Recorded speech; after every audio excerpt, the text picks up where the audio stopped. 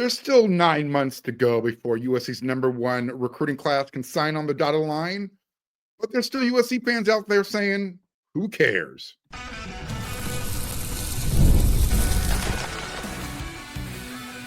You are Locked On USC, your daily podcast on the USC Trojans, part of the Locked On Podcast Network, your team every day.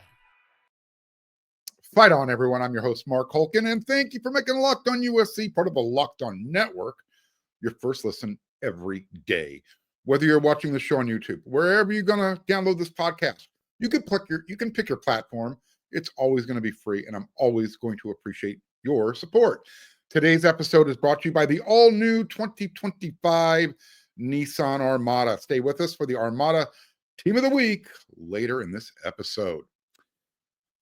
You know why I hate the offseason?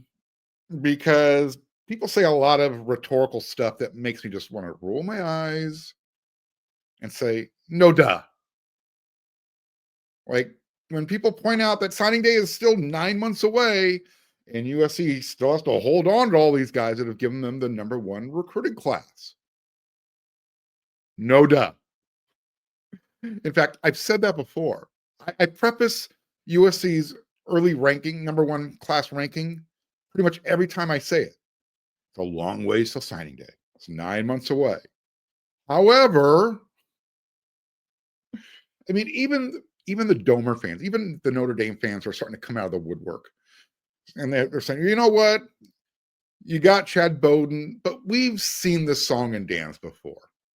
He did this every year he was at Notre Dame. They'd get, the Notre Dame would have one of the highest ranked classes in the spring. And then as it got closer and closer to signing day, everyone just kind of bailed on their commitments. I don't think that's an accurate statement. I get it. I understand why Notre Dame fans are a little bent out of shape right now because Chad Bowden prefers being in LA over South Bend, Indiana. I mean, who wouldn't? He came to USC because he has more resources to compete with. Built-in advantages like USC's location. USC's location that is, ripe with recruits. LA has money to pay for the best talent. Location, that helps with business opportunities for players once football is over with.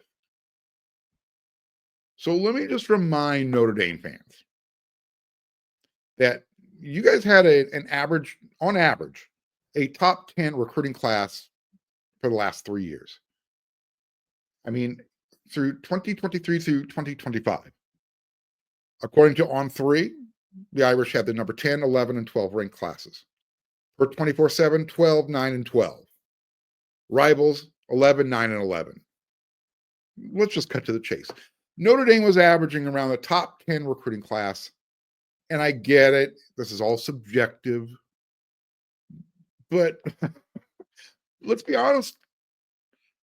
Whatever moves Chad Bowden was helping facilitate with recruiting through the transfer portal, it helped Notre Dame achieve and produce a college football playoff team that made it to the finals.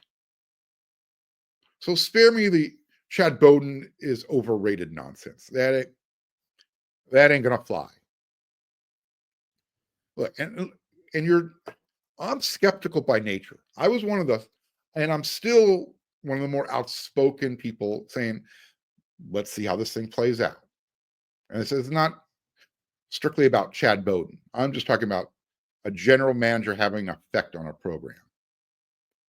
With that being said, so far in March, Chad is Bowdened up. And the proof is in their recruiting. They've got the #1 recruiting class right now. By the way, let's give credit to Bowden Up. I have an everyday listener viewer. His name is Joey Schneider. He came up with that. He said, Mark, we should do this. Think about putting that on a t-shirt. Give me some feedback. What do you guys think? So to all the fans, and this is more directed at the USC fans, with these drive-by comments, regarding USC's recruiting class, how it's number one in March.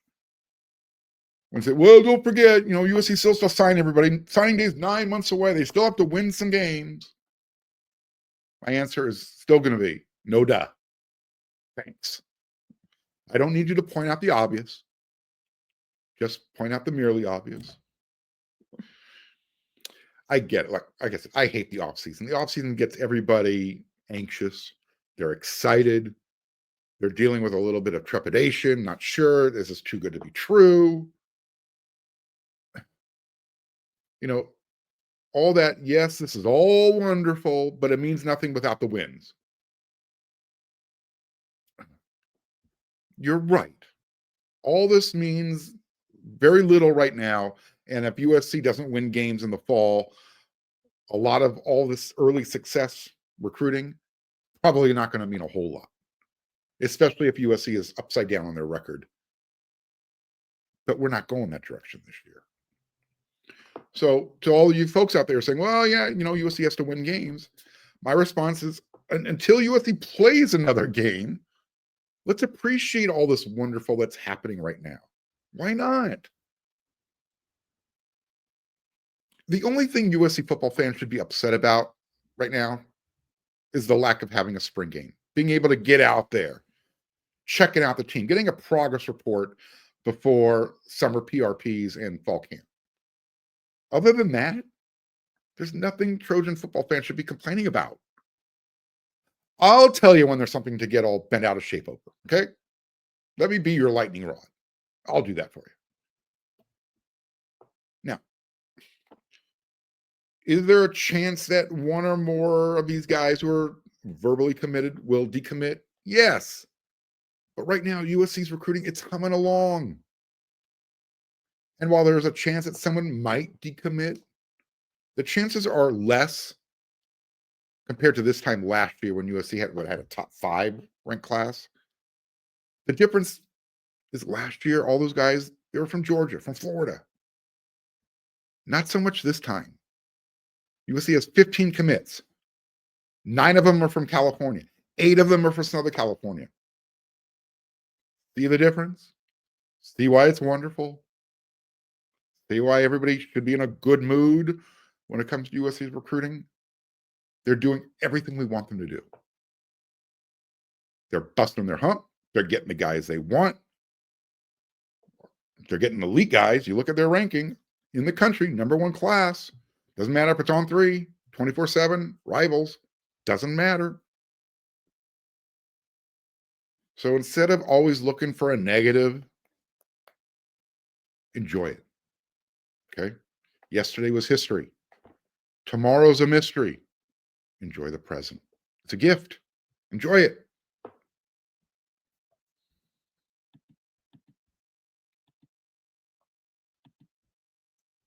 The Armada Team of the Week is brought to you by our friends at Nissan and the all-new 2025 Nissan Armada.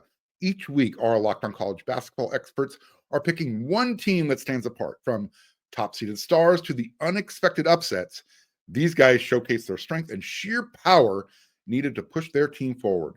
This week's Armada and clear-cut Team of the Week is the Florida Gators.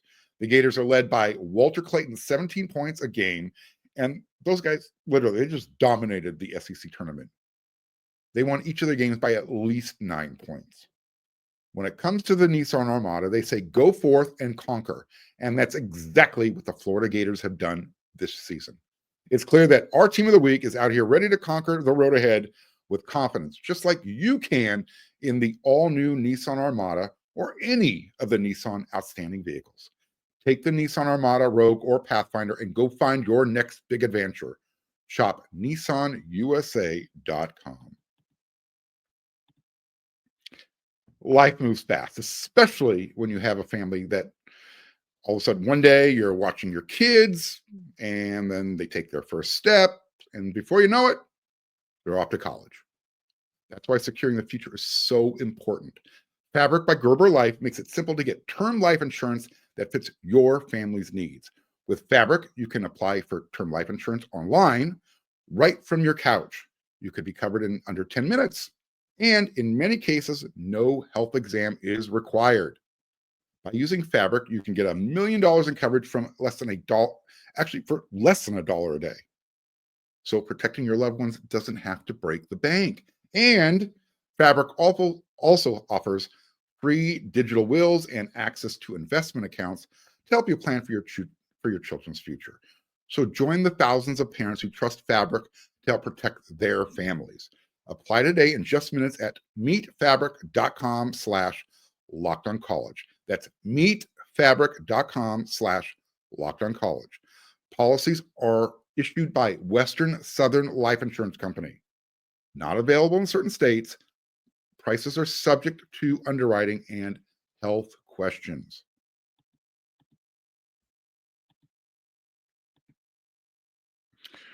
Remember that Long Beach Poly 5? That's what they were called. It was USC's recruiting class 2002. Poly had 5 guys that were undeniably like the top players in the state, in Southern California. Arguably.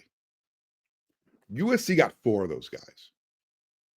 Mercedes Lewis, the tight end, he was the odd man out. He chose to go to UCLA. It worked out for him. You can't complain. He had a good career over there. He had an outstanding NFL career. But USC got the rest. And by the rest, I mean they got Herschel Dennis at running back. They got offensive tackle Winston Justice. They got safety Darnell Bing. And they got defensive tackle Manuel Wright. Modern day, they have a similar collection of players in 2025 on their roster. USC needs to get 80% of those guys as well.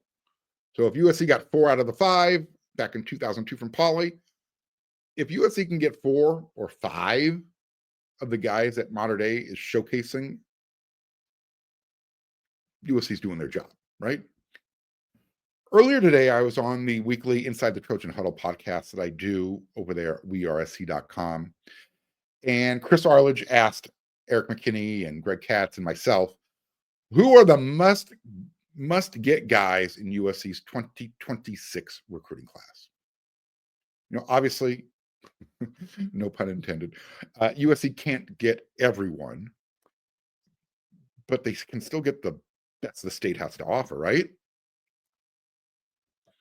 My quick answer on that show was all 5 guys who are lined up to take their official visits to USC on that 2-day window from June 17th through June 19th. It's not a weekend. It's the middle of the week. So it's hard for me to call it a weekend, but it's that 2-day official visit window. I'm talking about Tom Tapui. I'm talking about tight end Mark Bowman. Both of those guys are from modern day.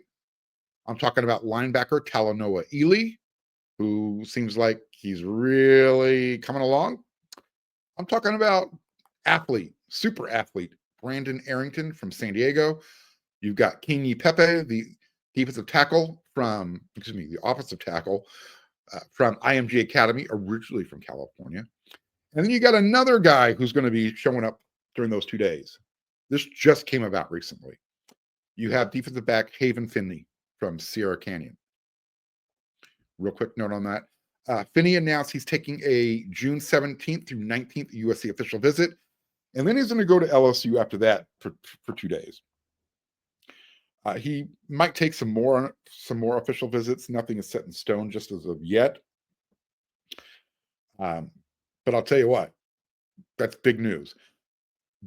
I told you before on this episode, on a previous episode of Locked on USC, any guy that USC pushes into that June 17th, 19th official visit window, those are their main guys they want.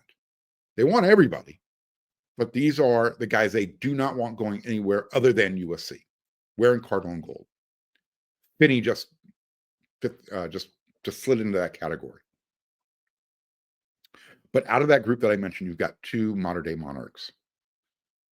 Now, what happens if USC continues to make inroads with Cody Green, the offensive lineman who's committed to Oregon right now? He's kind of just hanging out there on the fringes. But USC keeps chipping away day by day. You're starting to hear more and more positive stuff. He's not a Southern California guy per se. I mean, he's been playing at Mater Dei for a few years now, but he's from the state of Washington. What about linebacker Sean Scott? You've got wide receivers Caden Dixon-Wyatt, Chris Henry. Now, the chances of USC pulling Henry away from his commitment to Ohio State, slim, but not impossible. So what happens if USC gets Dixon-Wyatt, Cody Green, Tom, Mark Bowman, and Sean Scott? Okay. First of all, USC is they're going to finish with the number one class in the country, top 3 class in the country. But the bigger message it sends, the more important message that it sends, everybody else around the country is going to hear that lock shut. Oregon, those other programs are going to have to start looking elsewhere for their guys to supply their rosters. I get it. Trust me, I'm still trying to adapt. I know the recruiting landscape has changed. And name, image, and likeness, pay per play, that's really even the playing field. However, if USC is willing to play that game, and by all accounts, they're playing it this recruiting cycle, there's no reason for anybody to leave the state anymore. There's no reason for anybody to choose playing for anybody but USC. And when Mater Dei is sending their best to USC to be a Trojan, the world's in a much better place. Let's just be honest about that, okay? When USC football is pulling its weight, representing the West Coast, that puts everybody else on alert. I'm talking about Ohio State. I'm talking about Michigan. I'm talking about Alabama, Texas, Oklahoma. I'm talking about your blue bloods. Because when USC is doing what USC is supposed to be doing, everybody else gets scared. They start calling up guys, their friends at the NCAA. Hey, is there anything we can do? Can you find something to sanction them? Well, yeah, you got to close that book. You can't do that anymore. All that stuff that you made up to get USC in trouble. Guess what? It's legal now. What are you going to do? You're going to accuse USC of paying players? Good. Go ahead. And the fact that, the NCAA has said, hey, you know what? You can have more than 85 scholarship players on your roster. You can now have 105. Great. Advantage USC. It kind of looks like USC is all in right now. They've got their whatever war chest they needed filled up for NIL. They've got the aggressive recruiting. They're focused on California. There's a lot of enthusiasm. It's a good time to be a Trojan fan. Now, again, it's all means nothing once we start talking about the team's performance in September. You got Missouri State. You've got the Georgia Southern Eagles with Clay Helton. And then you've got Notre Dame and plus the rest of your conference schedule. So I don't mind winning now. You shouldn't mind winning now. Winning breeds more winning. And once this team starts believing that they're capable of winning, we believe, we know what USC can do. We've seen it happen before. It might be time for that cycle to start all over again. Is Pete Carroll walking through the door? No. But the way he was recruiting seems to be rearing its head again. So if USC is leaning into that, going back to doing what USC is supposed to be doing, USC will be winning in the fall. So right now, close the recruiting borders, lock everybody else out, Keep everybody out. Go find the guys you want. And then when you have everybody that you need, everybody that you want, you can say, all right, everybody, take our leftovers. We got who we needed. All right, one more segment to go.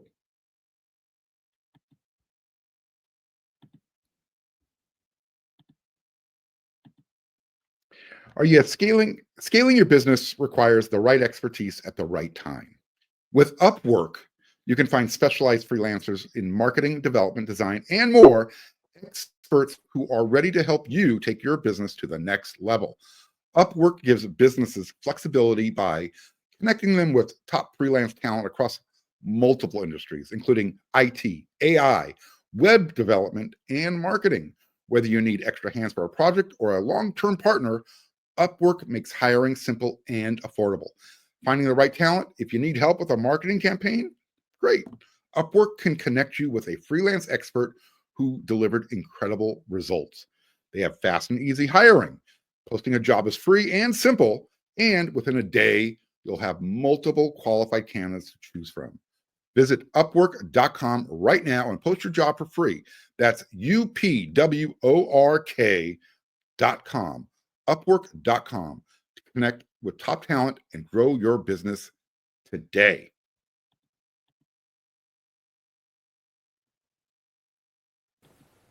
The NCAA tournament is here, and so is the bracket breakdown. Locked On Podcast Network and Amazon Fire TV channels are teaming up to deliver NCAA tournament coverage like never before. Watch studio shows featuring former players and Locked On's local experts as they guide you through every upset, buzzer beater, and bracket matchup. Stream it all for free on Amazon Fire TV channel. Search Bracket Breakdown to see it all for free. It's your team every day. Hey, USC has another national championship trophy that made its way to Heritage Hall. I forgot to mention this on yesterday's episode of Locked on USC. I apologize. However, for the first time in 50 plus years, the Trojans are your Division I men's indoor track and field national champions. Yeah, indoor track champs. The USC men's team won the team title, and the women's team, they placed third during the final day of the 2025 NCAA Indoor Track and Field Championships that were held out there in Virginia. USC was one of two schools to have both the men's and women's teams finish in the top three, and its 74 combined points were more than any other program. And here's the best part about it. USC knew they won, but they had to wait a little bit longer to celebrate. They had to wait about an hour. This happened during the 4x100 on the relay. No one was hit on the head with a baton, but there was some jockeying, some jostling going around. And so Arkansas, yeah, those guys, they logged a protest and requested a chance for them to run the 4x400, the 4x400, and they wanted to do it alone on the track by themselves. They didn't want to have any other teams out there. Apparently, things got sorted out. Decision was made. The results remained as they were. And guess what? USC was handed the trophy. I don't know what's up with the SEC. Why are they such poor losers? Why are they always looking for a way to screw up the process? You saw what just happened with the NCAA men's basketball selection. A lot of people ticked off about that. How do you get 13 at-large bids? Are you kidding me? Joke. So the USC men's team title, the track and field, that was their third NCAA indoor title. The first one since 1972. They also won it in 1967. That's a really good year. I was born that year. Anyways, the men's hoops, their season isn't over yet. Did you hear? Yeah. They're going to play in the inaugural college basketball crown tournament. It's going to be held in Las Vegas. Yeah, I know. Who cares? Well, actually, I'm going to tell you why this matters. Why you should watch and why it's important for Eric Musselman and for the younger guys on this team. Fox Sports, this is their project, their baby. They literally just put the final nail in the NIT tournament in their coffin. That tournament dead. A few hours after the 68 team was announced, the 68 field was announced for the big dance. The NIT revealed their 32 team bracket. Out of 32 teams, only 4 are from the power conferences. 3 of them are from the ACC. The other one's from the Big 12, Oklahoma State. And Oklahoma State, they didn't even finish the season above 500. And one of the schools from the ACC, Georgia Tech, they were 17-16. I mean, like I said, just like the way ESPN and the SEC found a way to get 14 teams into the field of 68, they're basically doing the same thing for the big conference. This is all about a money grab. ESPN is in bed with the SEC. Fox is in bed with the big conference. So that's what this is all about. Winning this tournament means absolutely nothing. Hopefully, if USC wins it, they don't hang a banner inside Galen Center. But I'm looking at this tournament much like I look at the bowl games in college football. This gives the younger players a chance to get a bunch of extra practice time, get some game run, something they didn't get to do a lot of this past season. And maybe that's the one criticism you would throw at Coach Musselman. But I think he was really there was a time during the season where it looked like USC had a chance to win 20 games. And then injuries took over, specifically Desmond Claude. So I think Coach Muss was kind of caught between a rock and a hard place. But again, use this tournament like USC football used the bowl game the last 2 years. Get those younger guys some extra playing time, some run, so that you can see what they're capable of doing when the lights come on. So yes, it has value to the coaching staff and actually to the recruits who USC is interested in. They want to see who they're going to be playing with. They're going to be watching. It's going to give some food for thought to everybody who's jumping into the transfer portal. Something to think about. So here are your first round matchups. You've got Utah versus Butler. Well, let me just start with USC is taking on Tulane. I think that's April 1st. But the other first round matchups, you've got Utah versus Butler, George Washington versus Boise State, Nebraska versus Arizona State, Georgetown versus Wazoo, DePaul taking on Cincinnati, Oregon State versus UCF, Colorado versus Villanova, and I mentioned Tulane versus USC. It's a 1-week tournament, March 31st through April 6th. All games are going to be on Fox and FS1. But you look at those names, like, oh wow, the old Pac-12 getting together, kind of. And then one last note before we get out of here. On the women's side, did you catch Coach Lindsay Gottlieb? She had some words. She had some feelings she had to get off her chest after the women of Troy after they earned a number 1 seed. Quote, "I never thought I'd be a 1 seed and feel disrespected, but I thought there would be very little chance we would be the number 4 overall number 1 seed. We got a big game here on Saturday against University of North Carolina, Greensboro. We'll handle it accordingly, but you tell me if you think that bracket we got should have been the one that it was." I think Coach Lindsay is a little upset that the second seeded team is UConn. And I think she has a point. UCLA got the number 1 overall seed. USC beat UCLA twice. I get it. They lost the tournament championship game, but they won the regular season conference championship. They beat UCLA twice. Why is Texas and South Carolina ahead of USC in the number 1 slots? Oh well.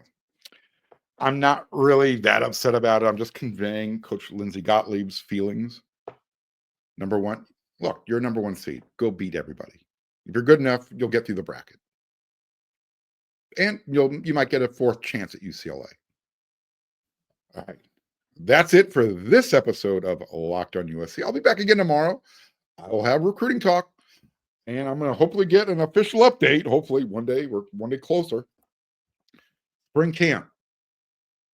Unofficially, I will say it again, March 26th. I'm still waiting for the word from USC. Once I get that, you'll hear about it too. So until that next episode of Locked on USC, everyone, you know what to do.